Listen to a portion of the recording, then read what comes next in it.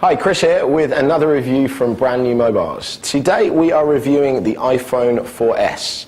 The iPhone 4S is the penultimate latest phone in the range of Apple iPhones. If you don't know what the iPhone 4S looks like, you've obviously been living underneath a rock for the last year.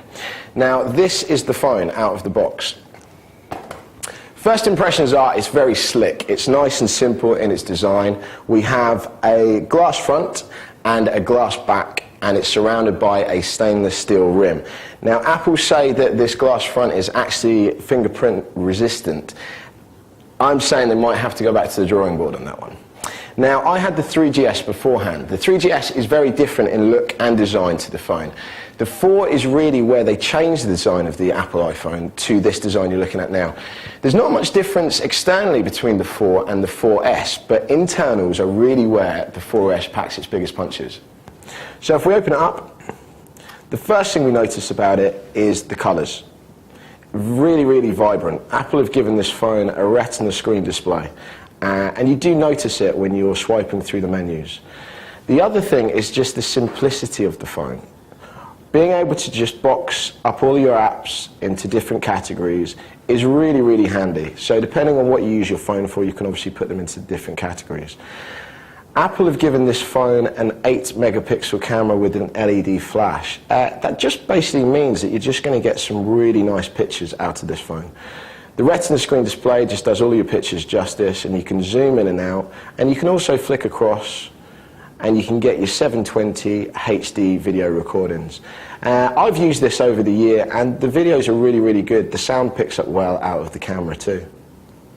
The nice little touch Apple have incorporated on the 4S is Siri. So Siri is your artificial intelligent assistant. You can basically ask Siri anything you want, and Siri will help you out with it. So whether it's, do I have any emails today? 11 emails were received for today.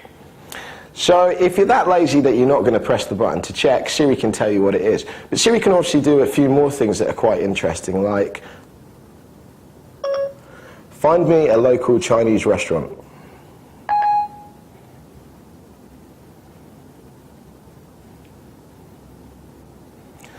Sometimes Siri just takes a little while to search through because obviously we're looking at 3G reception. 15 Chinese restaurants. 14 of them are fairly close to you. So that's a really nice touch. So basically Siri have incorporated themselves with Yale.com, and you can get all your information. You can even book a restaurant, you can even book a cinema listing.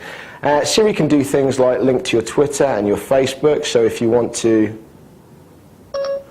update my Facebook. What would you like your message to say? I've been using the phone for about a year, so I've got to grips with it, and there are some things that I really, really like about this phone. The main one being that I can just store all of my digital media on this phone and carry it around in one handy little device. I mostly use it for my music, so I use an app called Spotify, which is one of the many, many apps that you can purchase from the App Store. They obviously also have iTunes. So iTunes is the biggest online media content store worldwide. So Apple really have that wrapped up with the iPhones, which is great.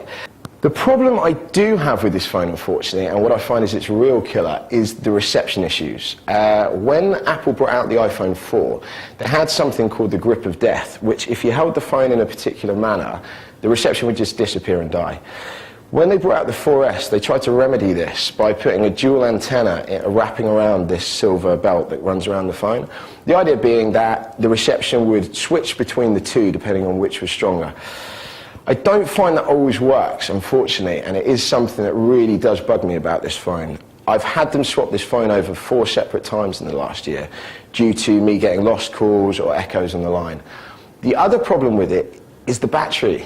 Unfortunately, for all of the things it's capable of doing, it just runs down the battery so dramatically.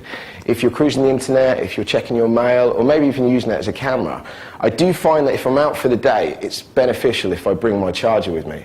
If I'm just using it for my music, a couple of phone calls, some text messages, the phone's fine, and to be fair, it will last a whole day before I'm charging. You can't expect anything more from a phone, to be fair. So all in all, if you're thinking about buying an iPhone, the 4S is a really good choice. There are other smartphones out there, HTC, Nokia and Samsung, and they're all very good advances in their spec. But hopefully that should make sure that Apple keeps on their toes with any future developments to the iPhone. I'm Chris, this is the iPhone 4S, and that was a review by Brand New Mobiles.